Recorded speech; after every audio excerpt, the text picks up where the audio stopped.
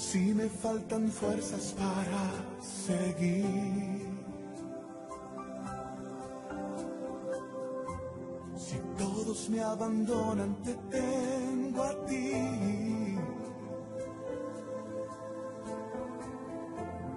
Acudo a tu presencia para calmar mi ansiedad. Y al toque de tu espíritu vuelvo a soñar. Si me faltan fuerzas para seguir, si todos me abandonan, te tengo a ti.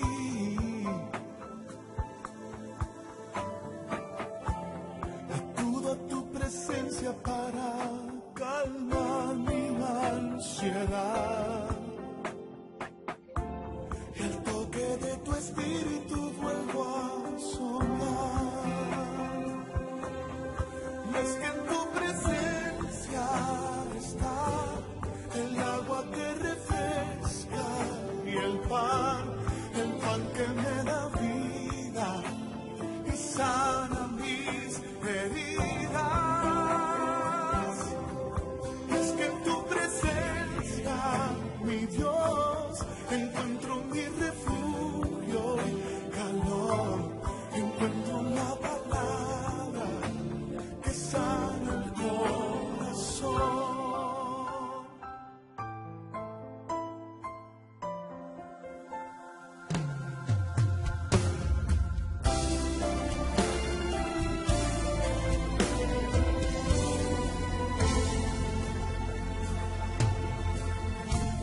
Si me faltan las fuerzas, te tengo a ti.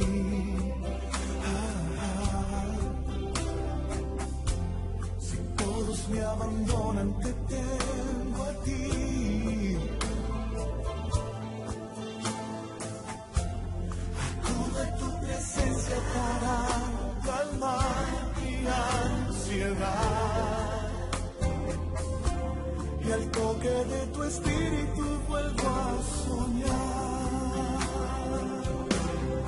Y es que en tu presencia está el agua que refresca y el pan que me da vida y sana mis heridas.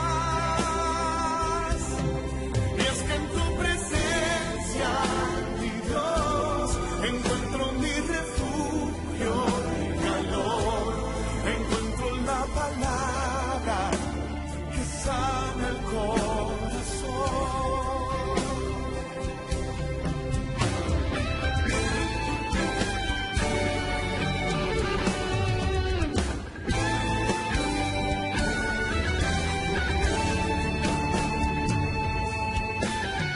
Y es que en tu presencia está el agua que refresca y el pan que me da vida y sana mis heridas. Y es que en tu presencia, mi Dios, encuentro mi refugio y calor. Encuentro la palabra que sana el corazón.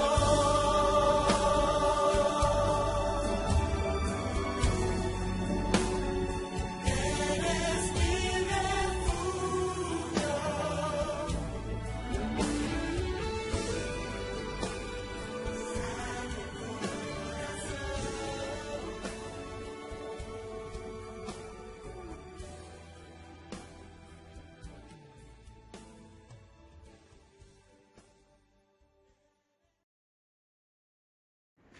Tema, lo más importante.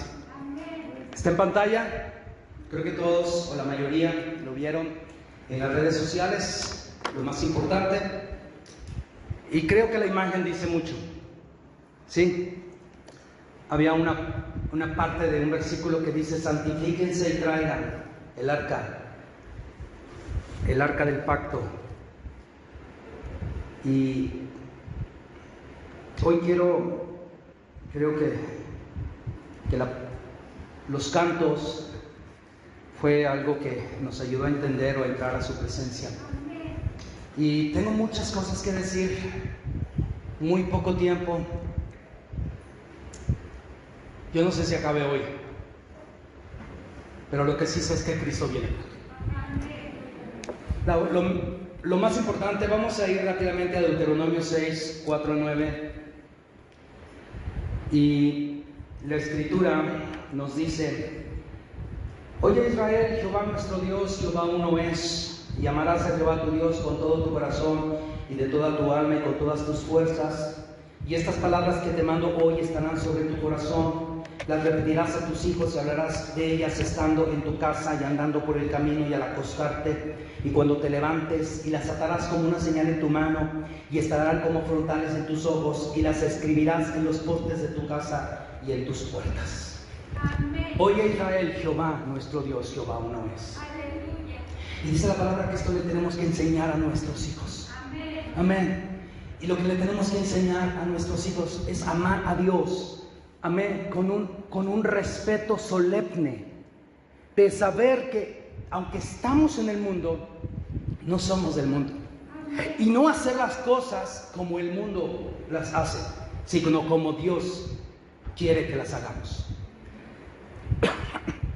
Perdón, quise tomar estos versículos de número 6 como introducción, porque es importante que nosotros amemos al Señor.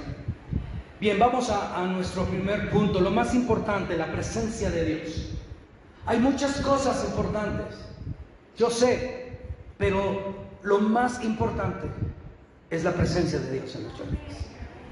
Podemos carecer de todo, pero si nosotros nos falta la presencia de Dios, hermano, aunque tengamos todo, no tenemos absolutamente nada. Su presencia es más valiosa que cualquier cosa. Es importante que nosotros entendamos la presencia de Dios en nuestra vida. Es lo más importante que nosotros podemos tener. Podrás dejarle a tus hijos bienes, que es algo maravilloso. Podrás dejarle una herencia, que es algo excelente, hermano. Pero lo más maravilloso, lo más espectacular que tú le puedas dejar a tus hijos es una fe en el Dios Todopoderoso y buscar su presencia todos los días. La presencia de Dios es esencial. En Éxodo capítulo 33, verso 15, la Biblia dice: y Moisés respondió: si tu presencia no ha de ir conmigo, no nos saques de aquí. Eso es algo que nosotros tenemos que decir al Señor: tu presencia que vaya conmigo en todo momento. ¿Por qué? Porque la presencia de Dios es esencial en nuestra vida. En el Salmo 119, versículo 58, la Biblia dice: tu presencia supliqué de todo corazón, ten misericordia de mí según tu palabra. Algo de lo que nosotros tenemos que orar todos los días es que tu presencia, Dios, esté conmigo, esté con mi familia. ¿Cuántos quieren a Dios en sus vidas? Levanten su mano. ¿Cuántos quieren a Dios en sus casas? Levanten sus manos. ¿Cuántos quieren que su familia sea bendecida con la presencia de Dios? Amén. Por eso la presencia de Dios es esencial en nuestra vida. La presencia de Dios trae gozo y alegría. Es algo bien maravilloso. En el Salmo capítulo 21, verso 6, la palabra dice: porque le has bendecido para siempre, lo llenaste de alegría con tu presencia. Algunas veces tú estás agüitado, alguna vez estás triste, alguna vez estás medio melancólico, alguna vez estás medio, no sé, desanimado. Hermano, busca la presencia del Señor. En la presencia del Señor dice la palabra que hay alegría y nos va a llenar de alegría. Son como termómetros, hermano. Si nosotros estamos llenos de alegría, la Biblia dice que el gozo del Señor es nuestra fuerza. También hablando de alegría y gozo, en el Salmo 16, verso 11, la Biblia dice: me mostrarás la senda de la vida, en tu presencia hay plenitud de gozo, delicias a tu diestra para siempre. La presencia de Dios trae alegría y gozo. Hermano, ¿por qué nos gozamos? ¿Por qué nos alegramos? Porque la presencia de Dios está en este lugar. Amén. La presencia de Dios, hermano, da protección. ¿Sabe usted? La Biblia dice en el Salmo 31, verso 20: en lo secreto de tu presencia lo esconderás de la conspiración del hombre, los pondrás en un tabernáculo a cubierto de contención de lenguas. ¿Se da cuenta, hermano? La Biblia nos dice que la presencia de Dios nos da protección. Ahí lo tenemos, este Salmo 31, 20. En lo secreto de tu presencia los esconderás. Qué bueno es estar en la presencia del Señor. Hermano, yo creo que la presencia del Señor es algo tan maravilloso que los justos, amén, escucha hermano, los justos, dice la palabra, que es el lugar donde habitan en la presencia de Dios. La presencia de Dios, lugar donde habitan los justos o los rectos. En el Salmo 140, verso 13, la Biblia dice así: ciertamente los justos alabarán tu nombre. Escuche, los rectos morarán en tu presencia. Cuando tú anhelas la presencia del Señor es porque hay rectitud en tu corazón. Cuando no hay rectitud, se te hace poca cosa la presencia. No, ni siquiera la buscas. Ni siquiera. Escucha, hermano. Cuando tú tienes rectitud y justicia en tu corazón, tú moras en la presencia de Dios. No te quieres salir. No te quieres salir. Hermano, es importante que nosotros entendamos: los justos están en la presencia del Señor. Amén. Los rectos están en la presencia del Señor. Pero, cosa contraria, de la presencia del Señor huyen los malos. ¿Por qué se aleja la gente? ¿Por qué se aleja la gente de las cosas del Señor? Mira lo que dice la palabra en el Salmo 68, verso 1. Levántese Dios, sean esparcidos sus enemigos, y huyan de su presencia los que le aborrecen. Híjole. Hay gente que me dice a mí: no, ya no voy a la iglesia, al cabo que Dios está donde quiera. Pero este es un lugar donde Dios ha prometido que su presencia va a estar. La primer trampa del enemigo para alejarte de la presencia del Señor es: deja de asistir a la iglesia, no es importante.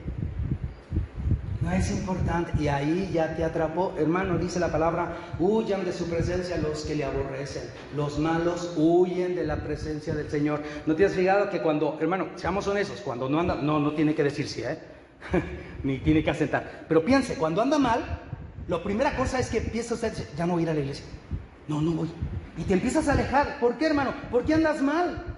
Los justos se deleitan estar en la casa del Señor. Los malos, los impíos, los que andan haciendo cosas malas, huyen de la presencia del Señor. La Biblia lo dice en el Salmo 68:1, que está en pantalla. Tremendo, ¿no? ¿Usted qué quiere? ¿Estar en la presencia del Señor o huir de su presencia? Obviamente, pastor, estamos en la iglesia. Sí, pero muchos están en la iglesia, pero no, a lo mejor no quieren la presencia. Vienen porque los muchachos van a vender burros. Amén, del comercial, ¿no? Se habla: ay, es que me dijeron que va a haber burros, voy a ir ahí. No, hermano, nosotros venimos aquí no por los burros. Eso es algo que viene como añadidura. Estamos aquí porque yo quiero la presencia de Dios. Estoy aquí porque yo quiero la presencia del Señor. Yo anhelo la presencia del Señor. Pero de la presencia del Señor huyen los malignos. Ahora vamos a ver algo importante: la presencia de Dios, el arca del pacto. En el Antiguo Testamento había un tabernáculo, una iglesia móvil, que Dios dijo, ¿sí?, a Moisés que hiciera. Dios le muestra unos planos a Moisés en el Sinaí y le dice: haz el tabernáculo como se te fue mostrado en el Sinaí, según los planos. Y hermano, era una cosa tremenda. Un día deberíamos de estudiar lo que es el tabernáculo, porque todo el tabernáculo es símbolo de Cristo. Todo, hasta los clavos, hermano, todo era una representación de Cristo. Pero en ese tabernáculo, que estaba hecho de 3 partes: el atrio, como ahorita lo cantamos; el lugar santo, como ahorita lo cantamos; y el lugar santísimo, como ahorita lo cantamos. Había diferentes muebles, y en el más importante, en el lugar santísimo, estaba el arca del pacto. Y el arca del pacto era donde la presencia de Dios descendía y la voz se oía. Entonces, el arca del pacto, hermano, es algo muy, muy tremendo, muy maravilloso. Han hecho muchas cosas acerca del arca del pacto, hasta películas que andan buscando el arca perdida. El arca del pacto fue construida por mandato de Dios, según Éxodo 25, 10 al 22. No lo voy a leer porque es un poquito extenso, pero la Biblia lo puse como referencia. El arca de Dios o del pacto fue construida por mandato de Dios, pero usted lo puede buscar en su casa, ¿sí? Esa es como una referencia para que usted: ay, no sé qué hacer en esta semana. Ay, me acordé que el pastor dijo que el arca, entonces voy a ir a Éxodo 25, ¿no? ¿Sí? O sea, dejemos un poquito la tele y agarremos más Biblia, ¿no? Dejemos un poquito el Facebook y agarremos más Biblia. Importante. Entonces ahí usted va a descubrir cómo, se mencionan muchos muebles, pero específicamente en esta cita se menciona las dimensiones, el material y todo lo que tenía que estar y cómo tenían que hacer el arca del pacto.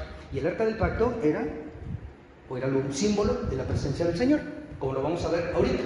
El arca del pacto, símbolo de la presencia de Dios. El primero de Samuel, capítulo 4, versículos 5 al 8. Hay una situación muy difícil, hay una guerra de Israel contra los filisteos. Y entonces dice la palabra en estos versículos que acabo de, o que estamos citando, primero de Samuel, capítulo... Aquí está. Dice la palabra así: aconteció que cuando el arca del pacto de Jehová llegó al campamento, todo Israel gritó con tan gran júbilo que la tierra tembló.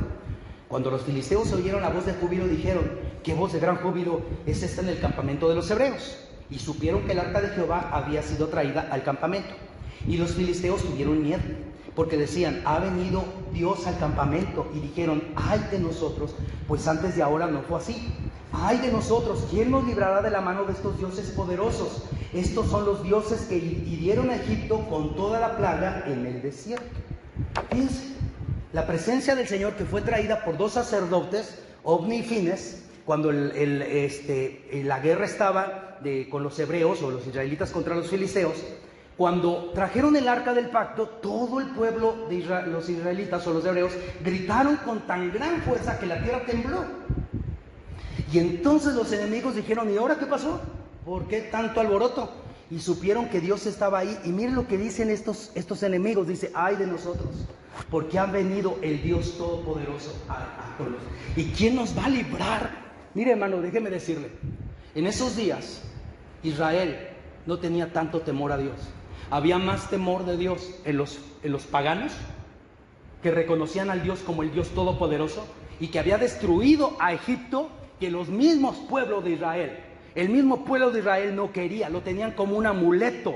Cuando trajeron el arca del pacto, todos se pusieron bien contentos, hermano, porque dijeron: ya llegó Dios y Él nos va a defender. Pero si no seguían sus mandamientos. Pero vean cómo el arca representaba la presencia de Dios. Es mi punto, ¿sí? Cuando llegó el arca, todo el mundo gritó de alegría y los enemigos dijeron: ay de nosotros, Dios, ¿quién nos va a librar de estos dioses poderosos?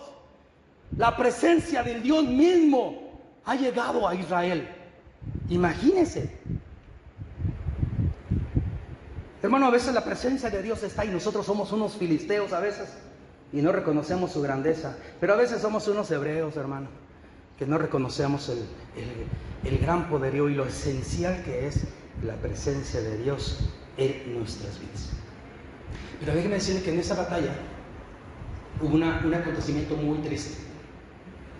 El arca del pacto fue raptada por los enemigos. Israel, los hebreos, salieron derrotados. Y dice 1 Samuel 4, 10 al 11. Si lo tengo en pantalla. Pelearon pues los filisteos e Israel fue vencido. Y huyeron cada cual a sus tiendas. Y fue hecha muy grande mortandad, pues cayeron de Israel 30,000 hombres de a pie, y el arca de Dios fue tomada.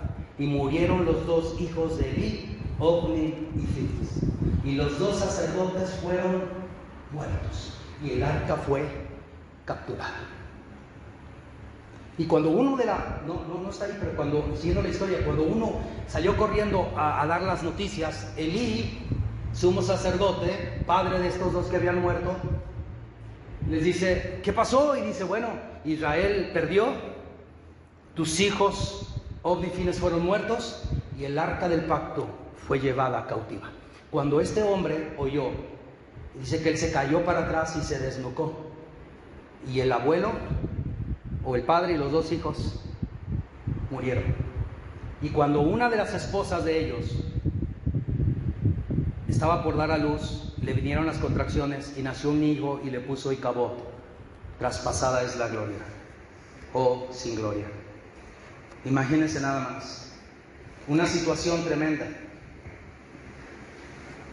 A veces nosotros no descubrimos dónde está la presencia de Dios y sabemos que está en cierto lugar, pero no solamente saber dónde está, sino cómo traerla otra vez con nosotros.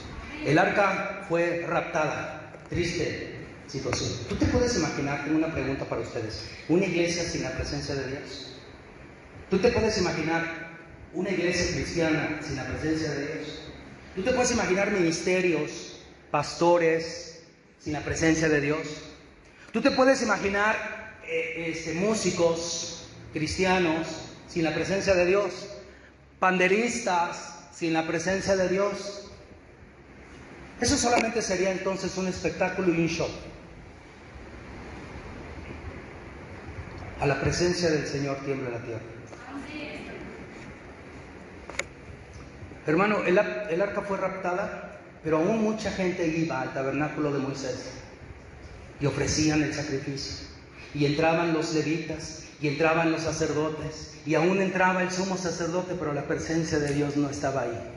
A veces se vuelve todo rutinario nada más, sin la presencia del Señor.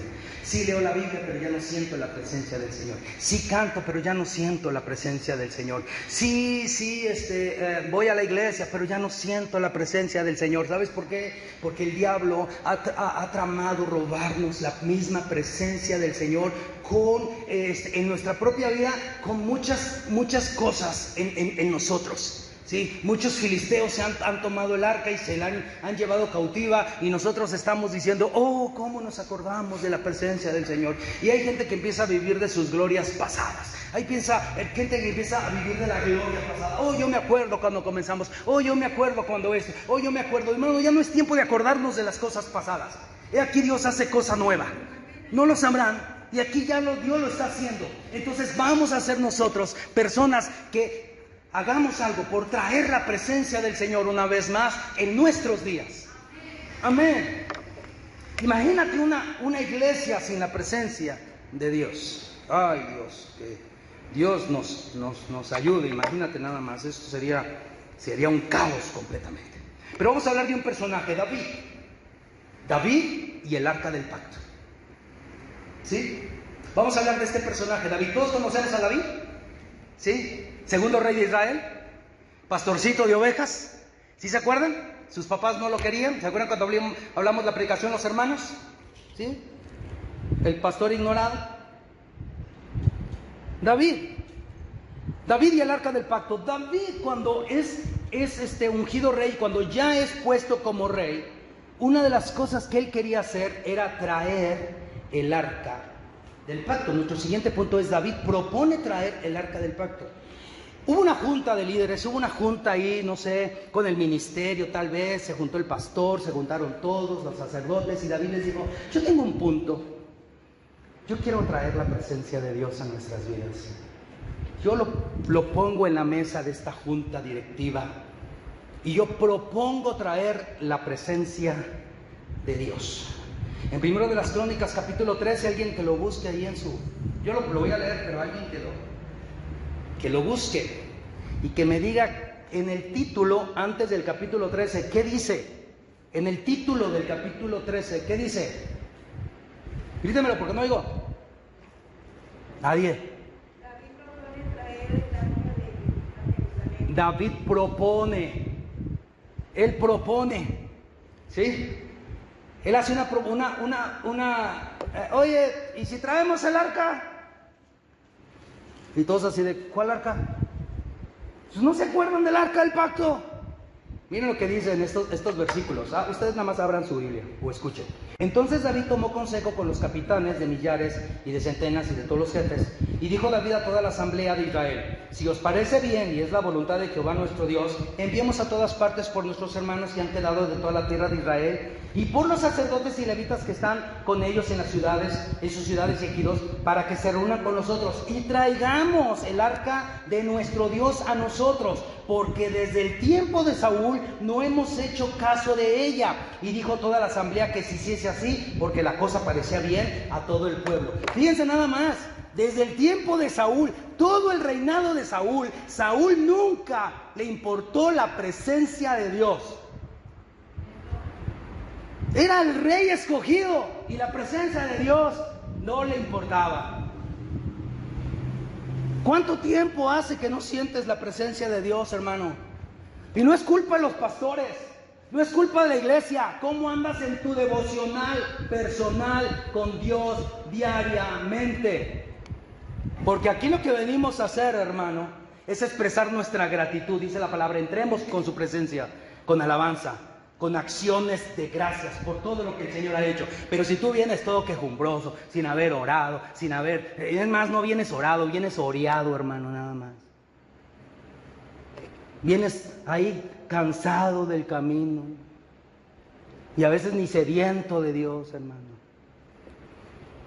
Dice, mire, es que desde el tiempo de Saúl, nuestro rey pasado, no hemos hecho caso de ella. A Saúl no le importaba la presencia. No seas un Saúl, hermano. Sea un David. David lo propuso, dijo, a ver, yo tengo una propuesta, ¿cómo ven? ¿Cómo ven? ¿Cuántos votan? Y yo creo que todos levantaron la mano. Dijo, es cierto, desde el tiempo de Saúl no hacemos caso de ella. Ha pasado muchas cosas y no hemos hecho nada por traer la presencia del Señor. Y David lo propone. Qué bueno, ¿no? Qué bueno. Oigan, ¿qué hacemos para que haya un avivamiento? A veces decimos, ¿qué hacemos para que la gente venga más? ¿Qué hacemos? Mira, lo primero que hay que hacer, hermano, antes de cualquier cosa es buscar la presencia del Señor en nuestra propia vida. Porque podemos tener muchos esquemas, muchas estrategias, pero ¿y la presencia del Señor? Vamos a empezar buscando la presencia del Señor. Yo lo propongo, dice David. Yo propongo algo. Y todos, ¿qué pasó, David? Y ya me imagino a David diciéndole, rey, por favor, ¿sí? Ay, no, ¿verdad? Rey David, aunque te cueste más trabajo. No, es un decir. Yo propongo traer la presencia del Señor. Ahora, es interesante eso. Ahora, mi siguiente punto es, David intenta traer el arca del pacto. Hace intentos por traer la presencia del Señor. ¿Cuántos intentos no hemos hecho por traer la presencia del Señor? Y si ahora le copio a y si ahora muevo esta forma, y si ahora uso esta estrategia, y si ahora uso esto otro, y si ahora acá, y entonces son intentos de traer la presencia del Señor. En 1 de Crónicas, capítulo 13, ¿alguien antes del versículo 5 me puede decir el título? Fuerte. David intenta, ahí viene la palabra, lo intenta traer el arca. Hermano, hace sus intenciones, no vamos a ver si esto funciona. Primero de Crónicas, capítulo 3, versos 5 al 14, dice, entonces David reunió a todo Israel, desde Sibor de Egipto hasta la entrada de Meahab, para que trajesen el arca de Dios de Kiriat Jarim, y subió David con todo Israel a Bala de Kiriat Jarim, que está en Judá, para pasar de ahí el arca de Jehová, Dios que mora entre los querubines, sobre la cual su nombre es invocado. 7. Y llevaron el arca de Dios de la casa de Abinadab en un carro nuevo, y Usa y Ahío guiaban el arca, y David y todo Israel se regocijaban delante de Dios con todas sus fuerzas, con cánticos, arpas, salterios, tamboriles, címbalos y trompetas. O sea, parece que todo iba bien, parece. Verso 9. Pero cuando llegaron a la era de Quirón, Usa extendió su mano al arca para sostenerla, porque los bueyes tropezaban, y el furor de Jehová se encendió contra Usa, y lo hirió porque había extendido su mano al arca, y murió ahí delante de Dios. Y David tuvo pesar porque Jehová había quebrantado a Usa, por lo que llamó a aquel lugar Pérez Usa, hasta hoy. Y David temió a Dios aquel día y dijo, ¿cómo he de traer a mi casa el arca de Dios? Y no trajo David el arca de Dios a su casa en la ciudad de David, sino que la llevó a casa de Obed Edom Geteo, y el arca de Dios estuvo con la familia de Obed Edom en su casa 3 meses, y bendijo Jehová la casa de Obed Edom y todo lo que tenía. ¿Intentó o no intentó? ¿Dónde estuvo el error? Un carro nuevo. Dice que trajeron y lo pusieron en un carro nuevo. ¿De dónde agarraron esa idea? ¿Saben de dónde lo agarraron? De los filisteos. Porque cuando los filisteos se llevaron el arca, déjenme decirle que el arca hizo que todo les fuera mal. Y ellos dijeron, no hombre, estamos pero bien mal. Y hicieron un carro nuevo y pusieron ahí ofrendas y todo. Y pusieron el arca y pusieron a unos güeyes que se la llevaron y se la mandaron. A ver, ¿para dónde va el arca, verdad? Y entonces de allá agarran la idea. Hay intenciones de traer. ¿Cuántos intentos no has hecho por traer el arca de Dios a tu vida? ¿Cuántos intentos no hemos hecho como iglesia de traer la presencia de Dios en nuestra vida? Con una fórmula, con otra fórmula, con una estrategia, con otra estrategia, con esto, con lo otro, que acá, que allá, que esto, que lo otro, que acá y que vino, que no sé qué, ahora viene de dónde, no sé dónde, si de Latinoamérica, si de Europa, si de España, si de Corea, si de esto, si del otro, ¿de dónde? David intenta, ¿cuántos intentos no has hecho? Ya no sé cómo hacerle para que mis hijos busquen a Dios. Hermano, si ustedes padres empiezan a buscar al Señor y le aman con todo su corazón y se los enseñan a sus hijos, los hijos van a anhelar la presencia del Señor. Pero no le puedes dar a tus hijos algo que tú mismo no tienes. Tenemos que reconocer que a veces tenemos perdidas el arca del pacto y proponemos e intentamos, pero a veces las cosas no funcionan de esa manera. David, siguiente punto, trae el arca del pacto. David trae el arca del pacto. Primera de Crónicas 15. Antes de primero de Crónicas 15, ¿alguien me puede decir el título? David trae el arca. Fíjense el primer intento. ¿Cuál era el primer intento? El primer intento era: propongo. Intento, pero ahora en el capítulo 15 trae el arca. ¿Sí o no? Pero ahí en nuestra pantalla dice primero de Crónicas 15 y luego viene guión, capítulo 16, verso del 1 al 6. ¿Verdad que sí? Pero voy a leer solamente el 16:1. Dice así: así trajeron el arca de Dios y la pusieron en medio de la tienda que David había levantado para ella, y ofrecieron holocausto y sacrificios de paz delante de Dios. Y así trajeron el arca de Dios. Primero lo propuso, lo intentó de varias maneras, pero luego lo trajo. Ahora, ¿qué hubo entre la propuesta y el intento y traerla? Hubo varias cosas que David hizo, de lo cual nosotros haríamos bien hacer para que la presencia de Dios venga a nuestra vida. Por eso el siguiente punto es requisitos para traer la presencia de Dios. ¿Sí? Requisitos para traer la presencia de Dios. Número 1. Requisito número 1: preparar un lugar. Primero de Crónicas capítulo 15 versículo 1, la Biblia dice así: hizo David también casas para sí en la ciudad de David, y arregló un lugar para el arca de Dios y le levantó una tienda. La primera cosa es arreglar un lugar. ¿Qué mejor lugar que nuestro corazón, nuestra vida? Ven a nosotros, oh Cristo. Ven y toma tu lugar en mi corazón. ¿Sí? Y toma, no solamente estés en mi vida, siéntate en el trono. Sé el Señor. No solamente quiero que seas el Salvador, no solamente quiero que seas el Señor, no solamente quiero que seas el proveedor o que seas el sanador. Quiero que seas el Rey absoluto de mi vida y el que gobierne todo mi ser. ¿Qué fue lo primero que hizo David? Primer requisito para traer la presencia de Dios: prepara un lugar. Hay que preparar nuestro corazón, hermanos. Hay que preparar nuestra vida. Hay que limpiar nuestra vida. Dice la palabra que antes de pasar el Jordán, Josué se levantó y les dijo: mañana Dios va a empezar a hacer maravillas entre nosotros. Purifíquense, límpiense, saquen todo lo que no agrada a Dios, quítenlo de su vida, limpien su corazón, santifíquense, porque Jehová hará mañana maravillas entre ustedes. Hermano, hay que empezar a santificarnos. ¿Cuántas cosas nosotros no hemos dejado entrar a nuestra vida que no le agradan a Dios? Vamos a quitarlas completamente. Vamos a quitarlas. ¿Sí?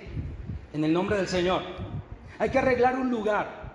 Hay que preparar un lugar para que venga la presencia del Señor. Queremos la presencia del Señor. A ver, ¿dónde la vamos a poner? Debe de estar en nuestro corazón. Cada uno de nosotros debe de ser un recipiente para que la presencia del Señor esté viviendo ahí.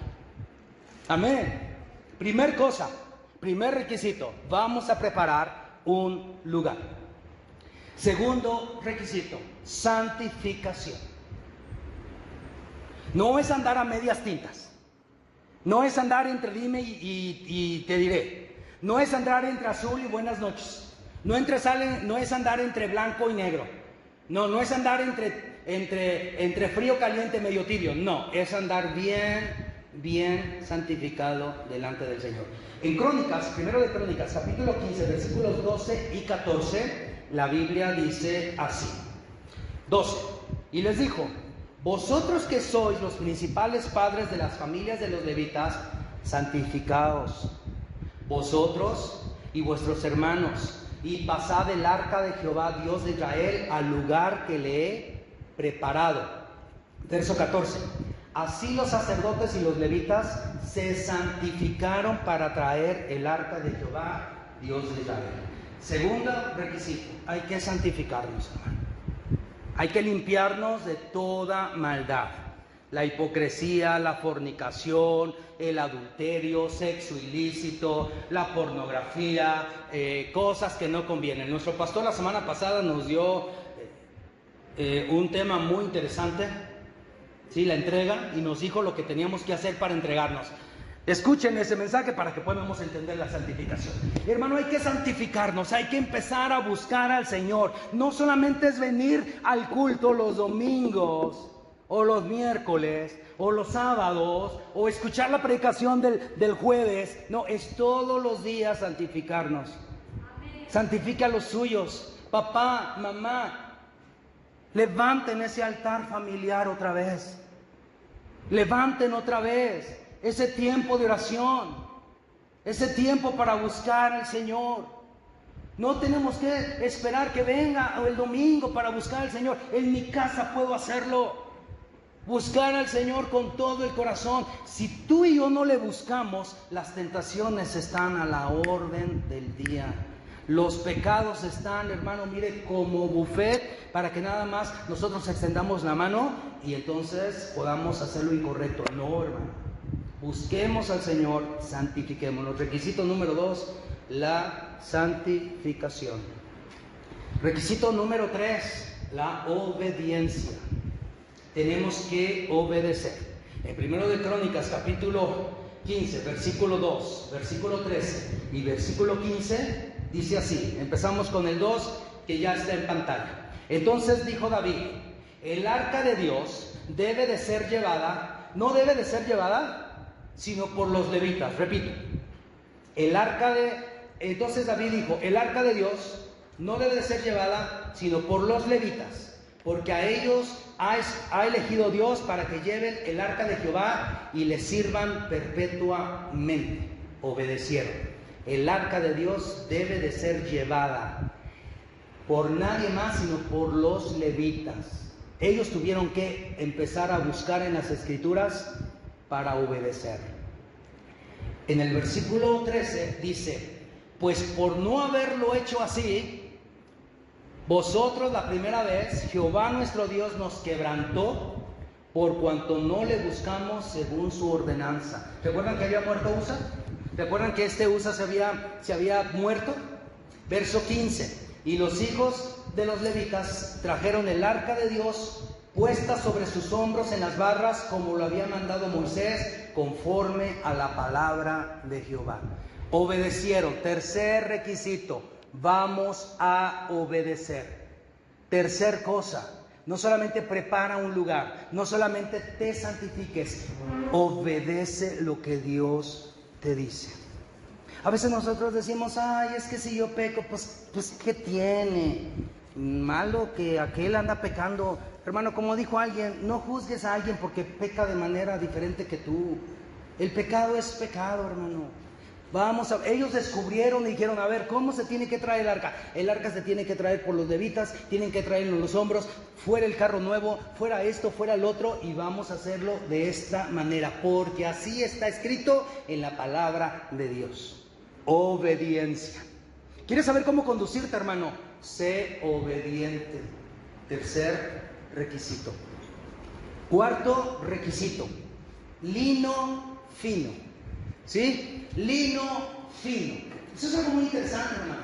¿Saben ustedes que tanto los reyes como los profetas, como los levitas, como los sacerdotes, y aún muchas de las telas que se usaron en el tabernáculo, incluyendo el velo que separaba el lugar santo al lugar santísimo, era hecho de lino fino? Y tiene una representación tremenda.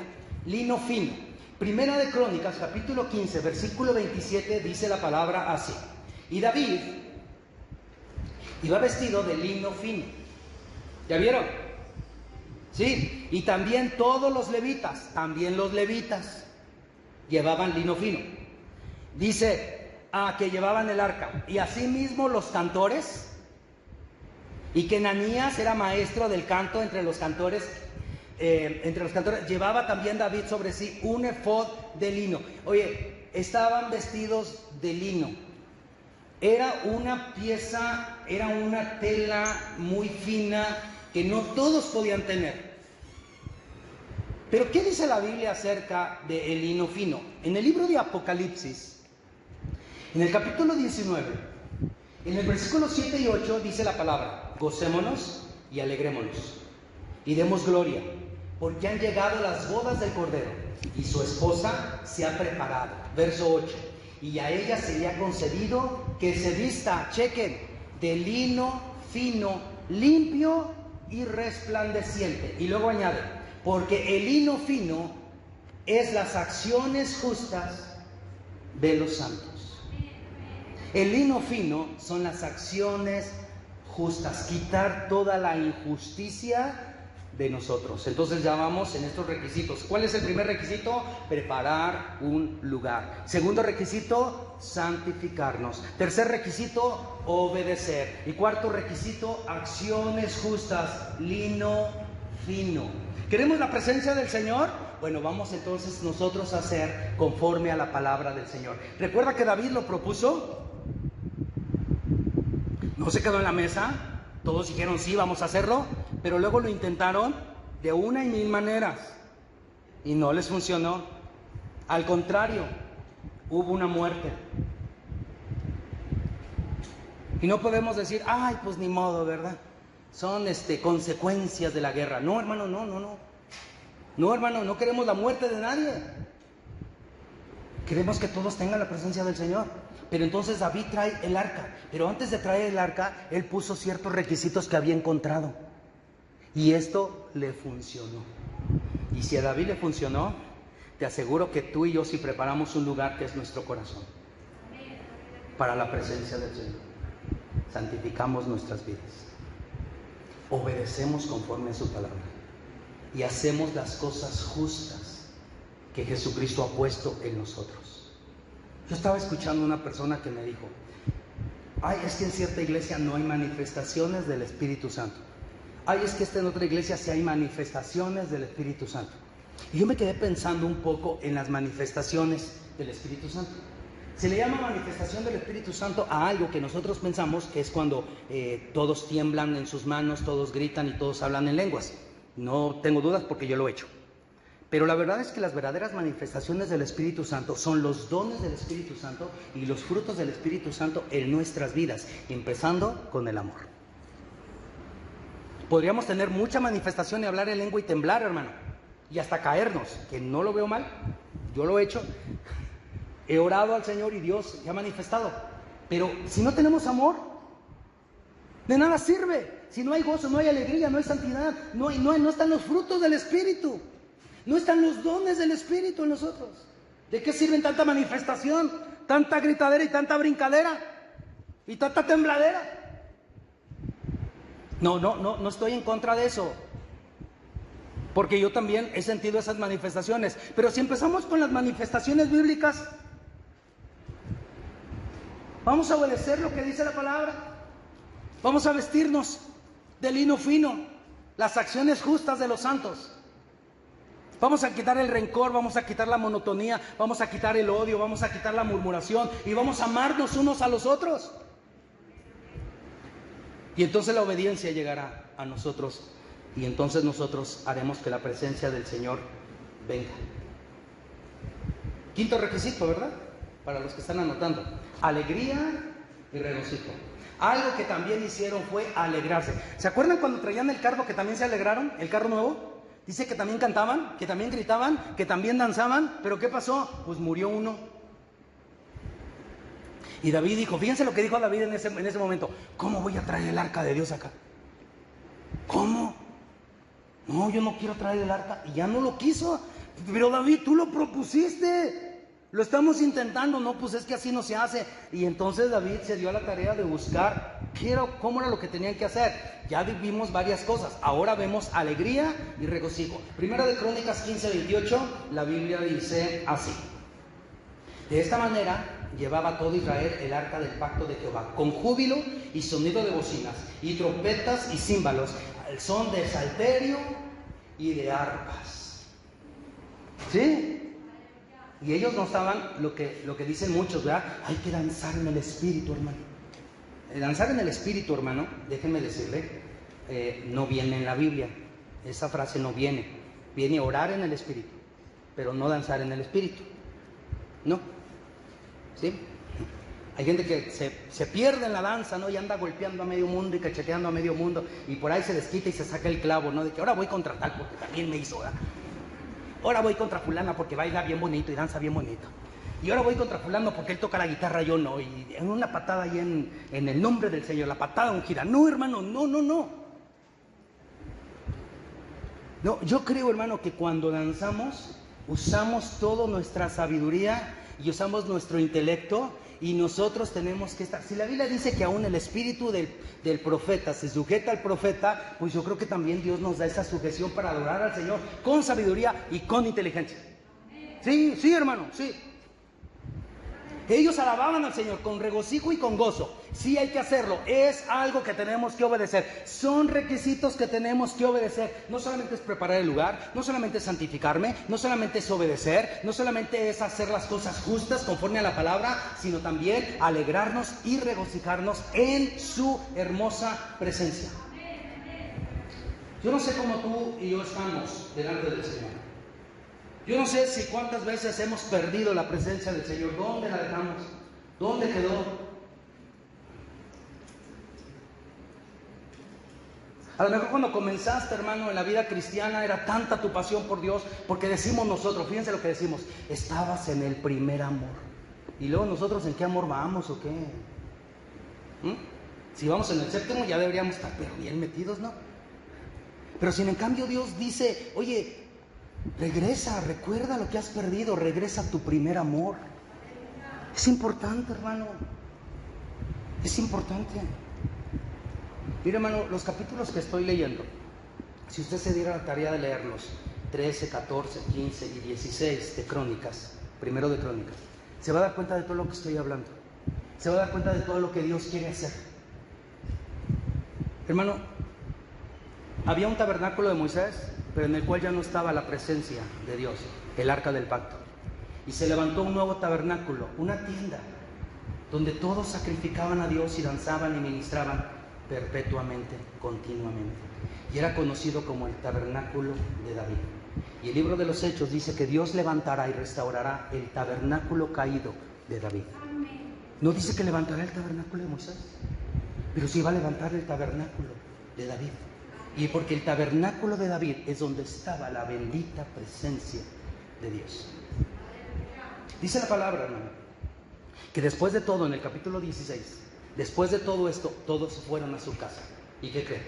David también regresó a su casa. Camilo.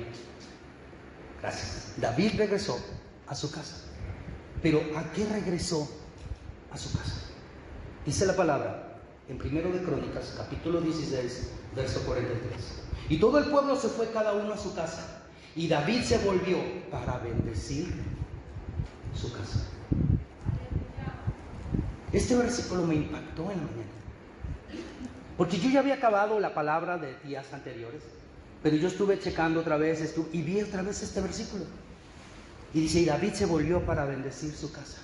Después de que trajo la presencia de Dios a su vida, después de que preparó, después de que se santificó, después de que obedeció, después de que se vistió de vestiduras de lino fino con acciones justas, después de que se alegró y todo eso, dice que se fue con la presencia del Señor y bendijo su propia casa. Qué mejor bendición que tú puedas llegar hoy a tu casa con la misma presencia de Dios. ¿Te imaginas? Y que te pares en medio de tu casa y le digas: Señor, esta casa, como mi corazón, es tu casa. Y aquí tú eres el Rey de Reyes y el Señor de señores. Y David, dice la palabra, que se fue a su casa, se volvió para bendecir su casa. ¿Cuántos no queremos la bendición de Dios en nuestra casa? ¿Cuántos no queremos la bendición? La casa no significa nada más el lugar donde habitamos, significa también la familia nuestra, significa también los nuestros, mi esposo, mi esposa, mis hijos, mis sobrinos, mis nietos, todos. Que tu casa sea un lugar donde la gente pueda llegar y la gente sienta esa paz y diga, hay algo en tu casa tan maravilloso. Y tú sabes que es la presencia de Dios. Pero a veces llegamos a la casa de los cristianos y, ay, hermano, hay tanta cosa que se siente, menos la presencia de Dios. ¿Sabes por qué? Porque ciertamente el arca fue capturada. Y muchos están, según la orden de Saúl, sin hacer caso a la presencia de Dios. Desde el tiempo de Saúl no hemos hecho caso de ella. Yo propongo que hay que traerla, pero no busquemos intentos. Mejor vamos a ser obedientes y vamos a traerla a nosotros. Los requisitos han sido claros. ¿Qué vas a hacer? ¿Qué vamos a hacer?